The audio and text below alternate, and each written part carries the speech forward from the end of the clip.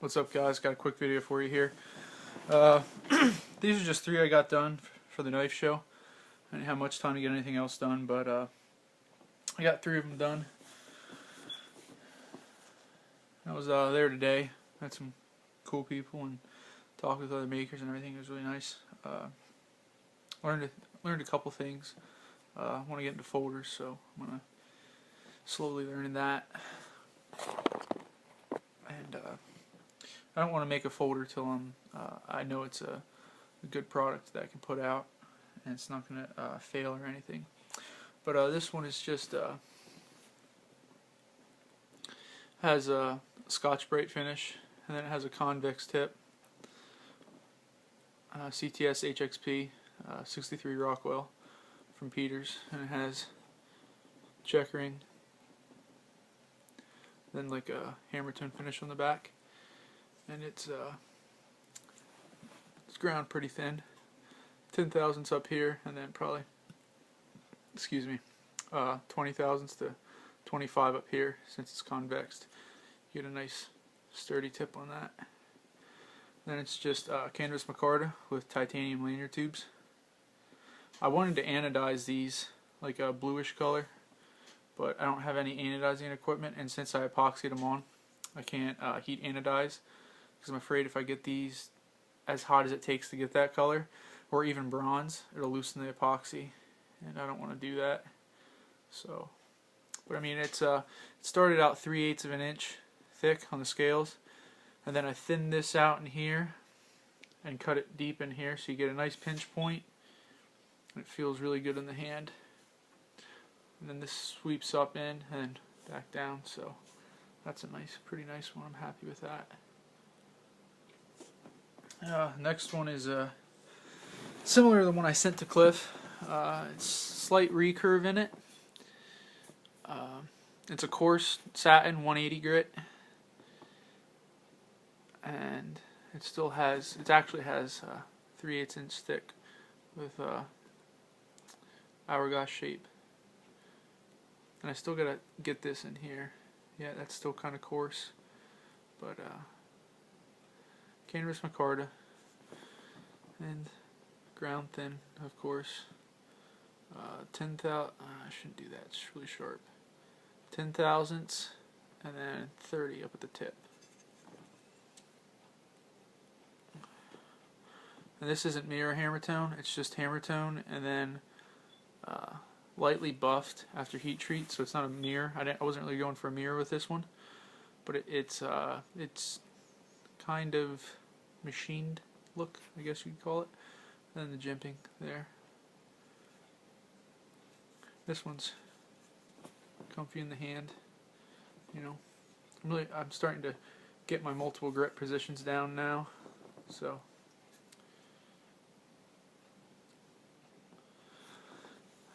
All that good stuff. I have I think 16 more that I need to put handles on, make sheaths for. I'm not gonna have them ready for this show because that's just tomorrow, Sunday. That's the last day. But for orders, if anybody wants them, I'm hoping to sell a few tomorrow at least. I mean, it'd be nice to sell them, to pay some of the bills at least. But this one is one that everybody seemed to really like. And I like it too. It's a little small for my hand though, I will say that. Canvas. I was trying to get these done quick. I got them back from Peters. I got these blades, and I just got done plowing snow, and I only had like, I think 2 days to get all the handle scales cut out, epoxied on, and then ground off, contoured, and the blade completely done. So I had to really hurry. So I just used all the same out of the same sheet. And this one is kind of an upsplit blade. I forget which model, zero tolerance it is. I think it's an 801 or something. Kind of reminds me of that. And then it has jimping in a deep ramp here. It's a down ramp. And then the mirror hammer tone on there looks nice. And then you got your hourglass.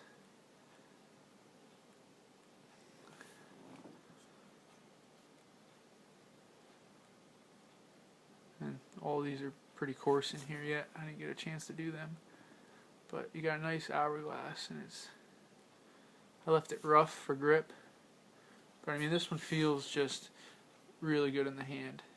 I mean even if it's small for my hand, it feels really good because I mean there's this nice bump right here, this nice palm swell. It's very, very comfortable in hand. I don't know if you'll be able to see it better from this angle. It's very comfortable in hand. I can't imagine how you could ever get fatigue using this knife at all, because there's no hot spots that I'm aware of, and I'm squeezing as hard as I possibly can. And this one also has, you know, the hand rub satin on it. It's a coarse satin, a working satin, I like to call it. But I was talking with people today about edge geometry, heat treat, steels, and everything. And I got to thinking, I'm like, you know, if I went to a used car dealership and the salesman said, "This is a great car. I mean, it's gonna function awesome," or you know, something along those lines. You know, I'd be like, yeah, let me see the engine. Let me take it for a test drive. You know, that stuff. So, how am I to expect anything less out of knives? You know, that I'm trying to sell. So tomorrow I'm gonna cut. I got some real thick cord. Well, I'll do a little demo here for you guys that obviously aren't gonna be at the show. I'm not gonna use those in particular because I'm obviously trying to sell them. But give me a minute here. I'll get this.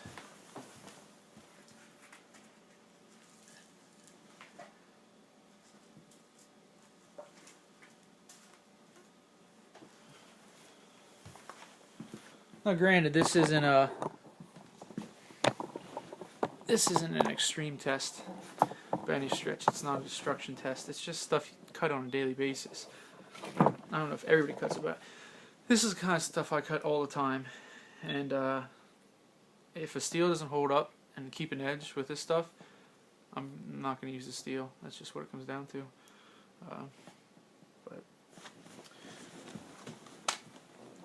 So zip tie, you know,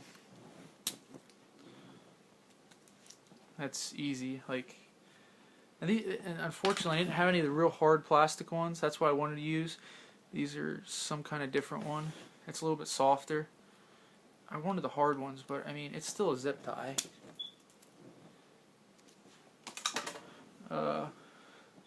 Some of this this hose, it's a Gates, something I found in the shop. A Gates firewall heater hose, and I guess it's reinforced. There, I'm just gonna, you know, cut this stuff there. I'll have to go to an angle so it's not gonna be square like it should be if you were to put it on, but that was nothing.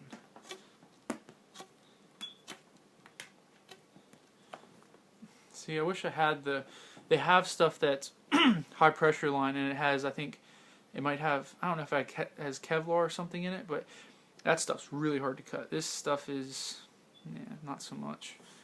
I was kind of hoping to get harder stuff, but this is all I had, and I'm not going to go out and buy a new high pressure line just to cut it up. What else do we got? I think this is polypropylene rope.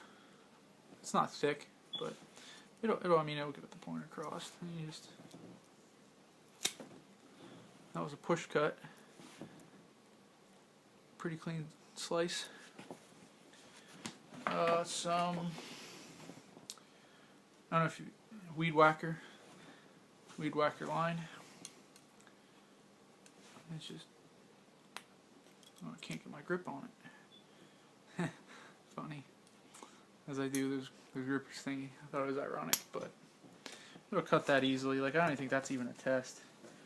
That's kind of silly now that I think about it, but the real, the ones that I think are impressive for me is these things to protect in shipping. They put these on here, and they're just glue and cardboard, and it's hard. It's, you know, it's solid. I mean, it's tough stuff. I mean, and it's actually pretty hard to cut. but I'm gonna have to take it off camera. I can't do it up in the air, but it'll cut it. I mean, maybe I can put this down to, so I don't even cut with some other knife. I don't know. Yeah, so I mean it takes force, but it'll still cut.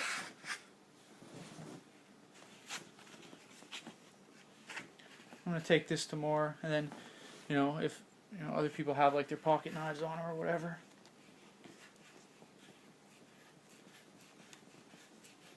The one side's definitely harder to cut than the other. I don't know why, but it is. And it's hard to do it when I have it here, just on my leg trying to hold it. But I think we can be able to do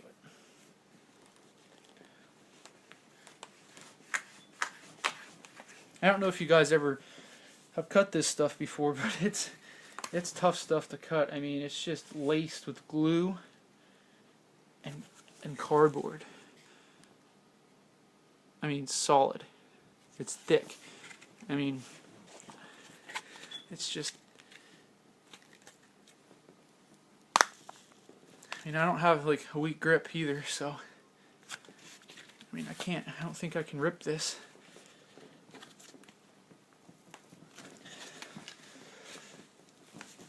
Oh, maybe I can. Okay, so I can rip it, but that was only because I had either edge to grab onto. But there it is. I mean, it's pretty nasty stuff. And then you have like I guess I should show the edge before I go on. But I thought that was pretty impressive. And I did do before to go on with the next one, I did do some testing on like a piece of steel just to see what it would do. I'm not obviously selling this one, but it's just one I carry. And there's just a little bit of damage right there to the edge on the back. I don't know if, right there. Yeah, you can see it. Just a little chip. I was trying to cut through, I don't know, it was like a quarter inch, no, it wasn't quarter, it was like an 1/8 inch steel bar, something like that. I mean, that's obviously an asinine test for a knife, but I figured I'd try it. I like to see the limits of my knives. Then you get an extension cord. One of those ones you buy at Walmart or whatever, double insulated or whatever they call it. And then you just, because I do stuff like this all the time with mine. I mean, it's not easy to cut by any means, but I mean, it will cut it pretty easily. And then, just to show, there's that chip, but the rest of the edge is good.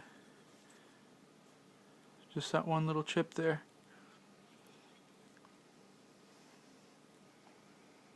And this isn't even from Peters. This was heat treated as CPM once before. I wanted to see what it would be like.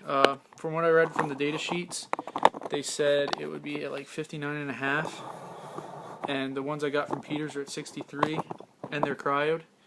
So I'm guessing those are going to actually be even better performance than this one in particular. So yeah. Yeah, this one just wasn't something I liked, so I just figured I'd carry it and use it and see how I like the steel. I mean, granted, it wasn't at 63, but I'm going to keep one of the ones at 63, Rockwell, and just see how I carry this or whatever. Another reason I didn't want to sell this one was right here. I don't know if you guys can see that or not, but there is a small gap there.